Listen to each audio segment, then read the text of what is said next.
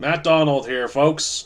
Worst microphone alert because my microphone I normally use to record this is currently still packed in luggage in my car from a trip I recently went on, and I need to get this out quickly. So, the microphone from my webcam, it is so very, very professional. And what I'm going to do with this worst quality that gives new listeners their first impression of this wonderfully professional and sophisticated show, well, I want you to subscribe to my Patreon, of course, at patreon.com/MatthewDonald, where we discuss pop culture featuring prehistoric animals. Sometimes in flimsy ways, sometimes in ways that are a bit of a stretch. And this month, it's the most wonderful time of year. Not Christmas. Hell no, not Christmas. It is time for our annual Pacific Rim episode. Because the dinosaurs were implied to be kaiju in that universe, and that movie is so goddamn awesome that I want to talk about it all the time with everyone every year, and that's what we do. So check that out, as well as another episode about Jurassic World the game on the phone. That'll come out soon. It was meant to come out last month, but, life. Christmas, holidays, the holiday season. Hard time for everyone. Link is in the description for you can sign up to the Patreon. Thank you for your support, and have a good day! Roar, growl, snarl, bellow. Welcome to Paleobites, the podcast where a T-Rex, a Triceratops, and a Stegosaurus stumble upon a magic lamp, and the genie that pops out says he will grant each of them 3 wishes. The T-Rex says his first wish: I wish to have the pile of meat fall down from the sky whenever I will, if that way I will never go hungry. The genie then grants his wish, and immediately, just as the T-Rex thinks it, a big pile of fresh, juicy meat falls from the sky and crashes in front of him. The Triceratops says it's his first wish: I wish to have the most extravagant horns and frill possible and practical. That way I can protect my herd and attract any female I want. The genie then grants his wish, and immediately the Triceratops has the biggest brow horns and sharpest nose horn with a beautiful blue and gold pattern on his frill, making him incredibly handsome to other Triceratops and easily able to protect his herd from predators without getting too much in the way of his daily life. The Stegosaurus says it's his first wish: I wish to have my left front limb constantly waving around in a clockwise circle. T-Rex and the Triceratops look at the Stegosaurus with confusion and worry, but the Stegosaurus says, don't worry, I have a plan. The genie then grants his wish, and the Stegosaurus' left front limb is now constantly waving around in a clockwise circle. The T-Rex then says his second wish: I wish to have the loudest and scariest roars to terrify anyone who threatens my pack and wants my meat. The genie then grants his wish. The T-Rex then roars the loudest, proudest, most terrifying roar any of the other dinosaurs have ever heard, but they stand firm to continue in getting their wishes. The Triceratops then says as his second wish: I wish to have the most powerful sense of smell. That way I can find food and water easily and never be surprised by an ambush from a predator. The genie then grants his wish, and immediately the Triceratops is nearly overwhelmed by the powerful surrounding smell of ferns, flower, dirt, dung, bugs, and dinosaurs in the surrounding area, but quickly adjusts and accepts his gift. The Stegosaurus then says his second wish: I wish to have my right back limb constantly waving around in a counterclockwise circle. The T-Rex and Triceratops once more look worriedly at the Stegosaurus, but again the Stegosaurus assures them, don't worry, I have a plan. The genie then grants his wish, and then the Stegosaurus' back right limb is waving around and around in a counterclockwise circle. The T-Rex then says his third wish: I wish to have the confidence to attract any female T-Rex I want. The genie then grants his wish, and T-Rex immediately feels his confidence and self-esteem rising, and the skills of what he needs to attract a mate getting programmed into his brain. The Triceratops says his third wish: I wish to adorn my whole herd with the same horns and sense of smell I have to protect all of us. Let them have their plain frill patterns so I can still be special in attracting mates. The genie then grants his wish, and in the distance the Triceratops' herd immediately grows the same large and protective horns and powerful senses of smell, making them better equipped to handle the dangers of the prehistoric world. The Stegosaurus says his third wish: I wish to have the end of my tail constantly swaying back and forth like a pendulum. Once again, the T-Rex and the Triceratops look at their Stegosaurus friend with concern, but the Stegosaurus reassures them, don't worry, I have a plan. The genie then grants his wish, and immediately the end of the Stegosaurus' spiked tail gently sways back and forth like a relaxing pendulum. The genie then disappears. Its purpose completed. 10 years pass, and the 3 dinosaurs gather around to catch up. The T-Rex says happily, I'm having a great time. My pack is well fed. I can roar to terrify any intruders and rivals, and I have a wonderful mate and several T-Rex-lings wandering about our lair. We're all safe, happy, and full. The Triceratops says, I'm also having a great time. My pack hasn't lost a single fight with a predator. We can find the freshest and tastiest leaves with our powerful noses, and I always score incredibly well during mating season. My herd has never fared better. The Stegosaurus, meanwhile, with his left front limbs still constantly circling clockwise, his right back limb still constantly circling counterclockwise, and his tail still steadily and constantly swaying back and forth, says, guys, I think I fucked up.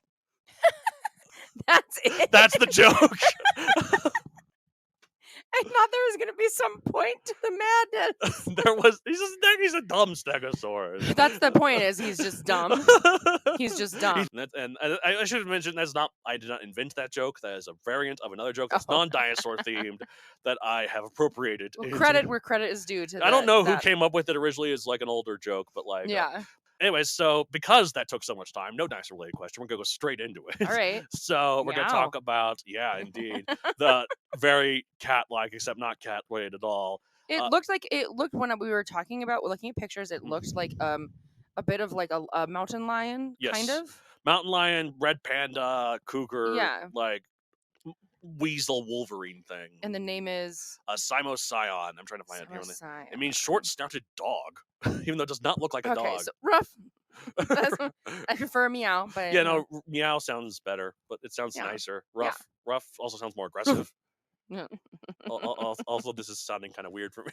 It's like some people are into some of those weird things of like like I've heard people meow and rough, and I'm like in like naughty ways, and I'm like I don't like it at all.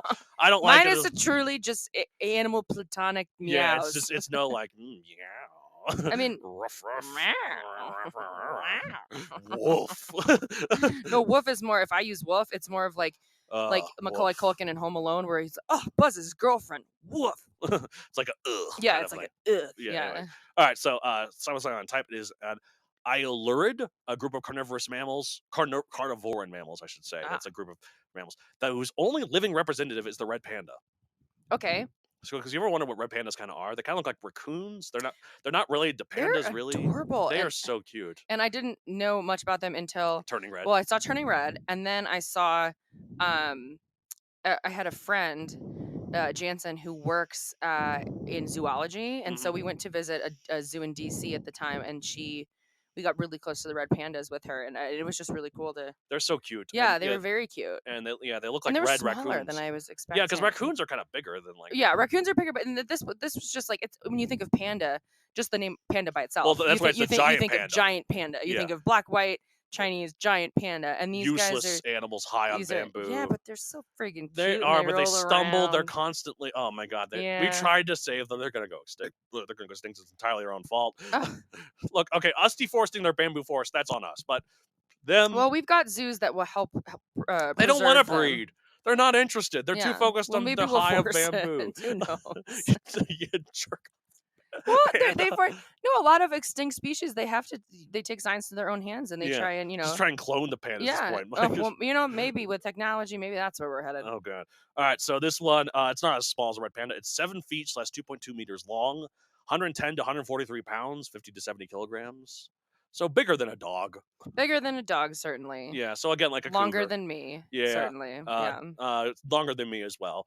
I'm not quite 7 but still so cuddly. They look so. Unless. Probably not, had though. muscles and paws. Probably. Yeah, I mean, look. Have you ever seen those big claws? Ever seen those TikToks where someone, a zookeeper or whatever, like hugging like a tiger or something, and you're like, oh. I've seen one. I've seen somewhere it's gone wrong. Oh, I haven't seen those. I've seen the nicer side, where like you have a jaguar, you pet it, and it purrs like a cat.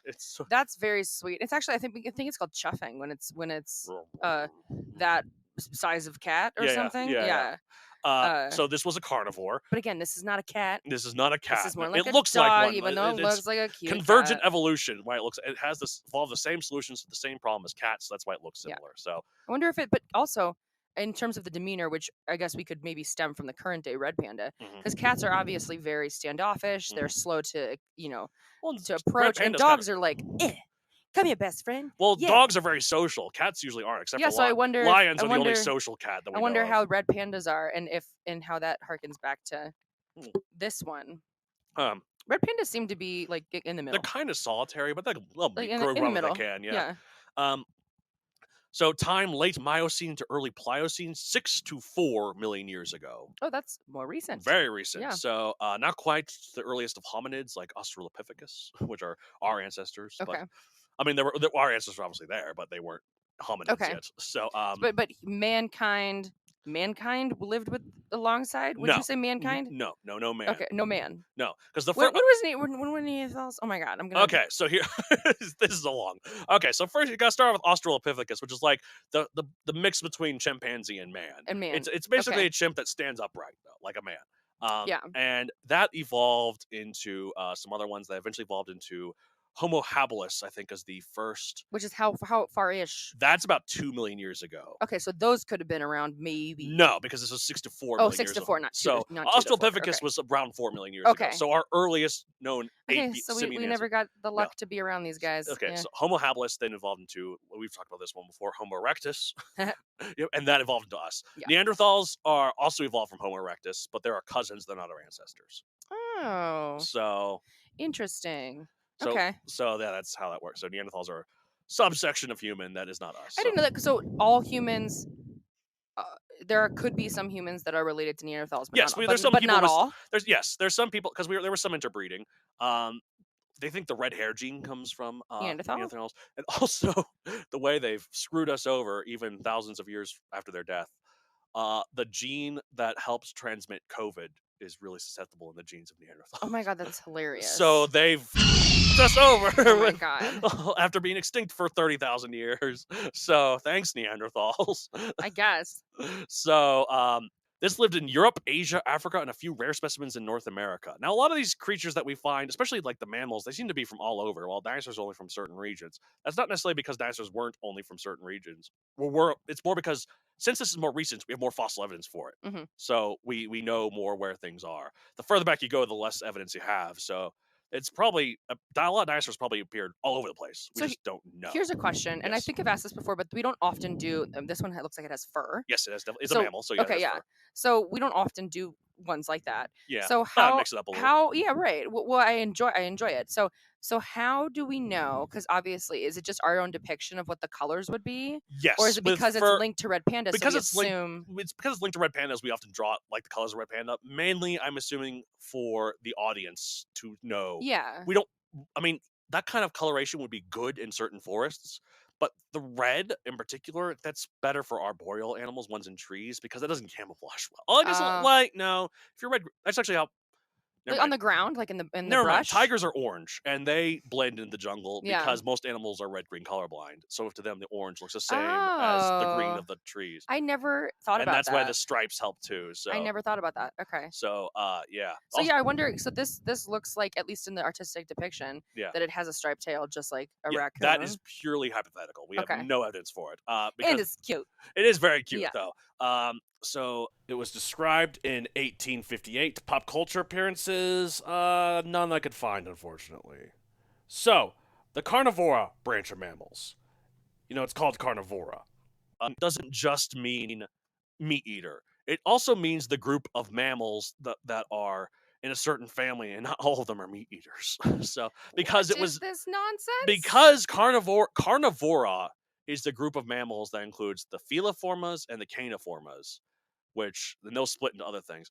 And I think it was named that because this is back. I'm assuming, I don't know if it's true. This is back when taxonomy was new, and so we're like, this is the meat eating one, so we'll just name it meat eating, not realizing that the name would be applicable to so many other things. Mhm. And since it was early named, that's why it's like that.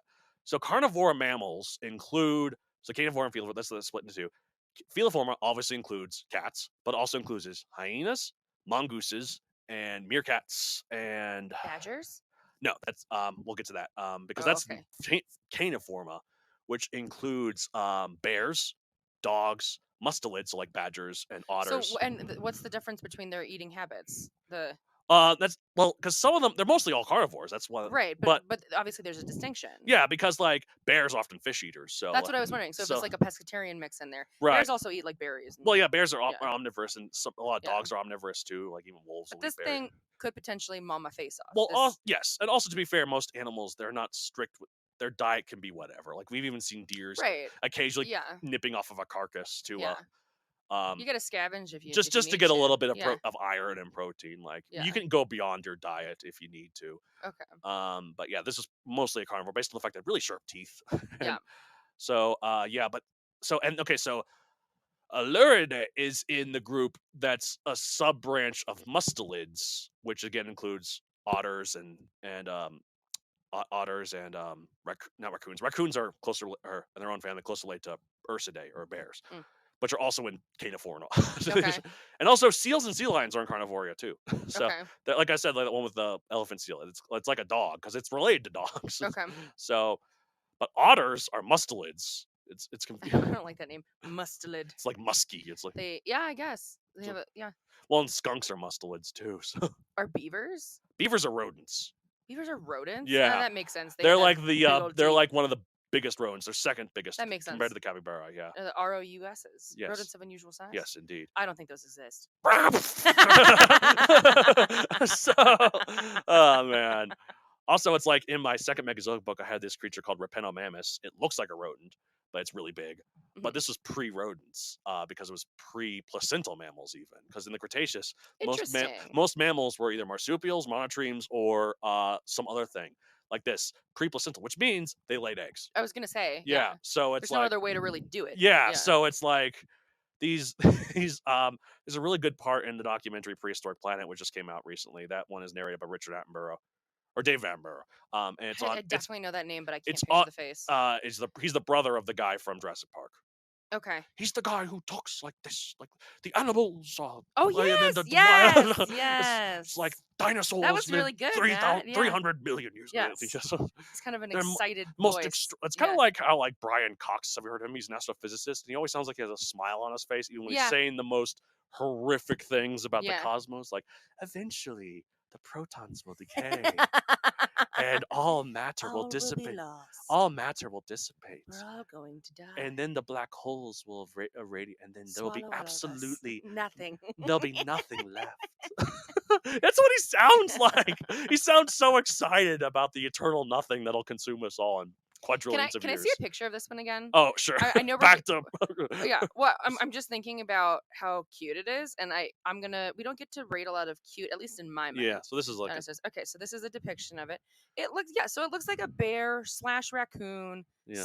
/ dog / cat. yeah. Well, those are all kind of related. They're all carnivora. So Yeah. it also gets confusing when like you have the creodons, which are a group of mammals that are all extinct now. They were the carnivorous mammals before carnivora.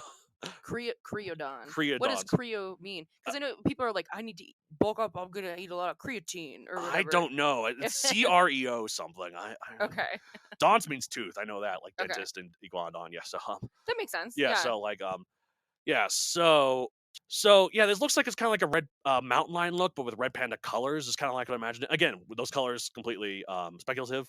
Also, I guess this is a theme with the animals we have here. It could also crush bone very easily, much like prognathodon. I also do that. I don't know if you know that. Like I eat. You have a strong bite. I eat chicken, but well, if someone give me a chicken wing, yeah, you know, I eat down to like an inch, Yeah, like the an marrow inch is left. just- Oh yeah, give me yeah. all the cartilage. Give me all the. yeah. In a past life, I was we haven't said the name of this one enough. Simocyon. Simocyon. Or Simocyon or something. Simocyon. Simocyon, yeah. Simo says. Simocyon says. Simocyon says. So you know he don't tell a dog to sit. This one's telling you to sit. Oh man. It's what's interesting too, and obviously it's something that we probably don't have a lot of evidence, not just with paleontology, but other animals extinct. Is what animals, although they were different species, worked like had a symbiotic relationship. Right, like well, because like there's a really good part in I forgot to mention the part in Prehistoric Planet earlier where we started talking about your accent. yes, of course. So there's a part where you see these mammals in these dinosaur times, and the mammals, one of them goes towards this group of eggs. They think it's framed like it's going to eat the eggs, them. but then the eggs hatch, and out come on little rats. Mhm. Because these are egg-laying mammals, Mhm. so it's the rat's own eggs. So, Okay. but then also there's a part in Prehistoric Planet for symbiotic relationships. Be warned, it does involve a mosasaur, but it's very How are we helping it the mosasaur? Okay, we're back. I know you thought you were free. I know. All right, so the mosasaur is like it goes to a coral reef, it kind of lands on it and opens its mouth wide towards these fish, but it's just Okay. gonna get a cleaning. It's like So the fish fish come in and eat its mouth. and eat like grime? the meat that's they in, floss and fish. flossing, yeah, like and you know Hilarious. crocodiles do that, like they open their mouths and then other things come and eat them, And they just keep the mouth open. yeah. That's interesting because my first thought, which is dumb. Yeah. It was my mouth would get so dry, but obviously they're underwater. underwater. I was just afraid to be ingesting so much water that I wouldn't be able to breathe because it's Right. still an air breathing animal. Right. So Yeah. so Wild. yeah, so that was cute. I mean, that show does a really good job of depicting them as in different ways than you would think. Mhm. Like there's a fight between two long-necked dinosaurs in it, and it is brutal. Yeah, because you don't necessarily Yeah. ever think of those as Because they're so big and they just slam their necks Oh, to each other. by Like, Hey guys, another first for this show. We're breaking ground here at Paleobites. Breaking ground like paleontologists. So I guess the file I had for recording this episode was faulty, and it cut off right about here. And our final score, the one Simocyon, and that's it for this week, all erased. It is lost in the ether. Normally, a professional podcast would catch this far sooner and then hastily try and re-record it to make sure it was done properly, but it's a bit difficult to do with this one considering the co-host here, Lexi, lives in Boston, and she has already returned home by the time I'm editing this, so it's a bit difficult to plan that. So unfortunately, it's going to have to end here, so we'll probably rate Simocyon like 5 billion or something. That's the official score for all those keeping track. Or, okay, fine, 5 million and like 5 to 10 million. Yeah, so we talk about the Allurids, the group of carnivoran mammals whose only living representative is the red panda, and how they evolved. There was a bunch of different ones before they all went extinct, leaving only the red panda as the sole surviving member of this subgroup of carnivoran mammals. So, treat the red pandas right, folks. They're the last Allurids left. But yeah, so, and I think other than that, we covered all the bases of this creature. It could crush bone. It was a big predator. It probably preyed on some camels and some deer from back then. Maybe some baby rhino and elephant relatives, because it was pretty big. You never know. Probably not anything too big. Like what about those calicotheres? If any of those were left in its time, I think there were a few left. Yeah, they could prey on those. So yeah, that covers it. So that's it for this week. Sorry for the abrupt Lexi-less end, but it is what it is. At least it's still a full-length episode. If you want to get a hold of the show, you can contact me at paleobitespodcast@gmail.com, at paleobitespod on Twitter, and paleobitespodcast on Instagram. You can find me on social media at Matthewdon the Creator on Facebook, and Matthewdon64 everywhere else, so like Twitter, Instagram, TikTok. You guys can find Lexi at LexiTate44 on Instagram. Go follow her. I mean, if you want. It's up to you. Also, have a book series on Amazon, Megazoic, available for print and Kindle. No Simocyon in it because this is not a Mesozoic creature.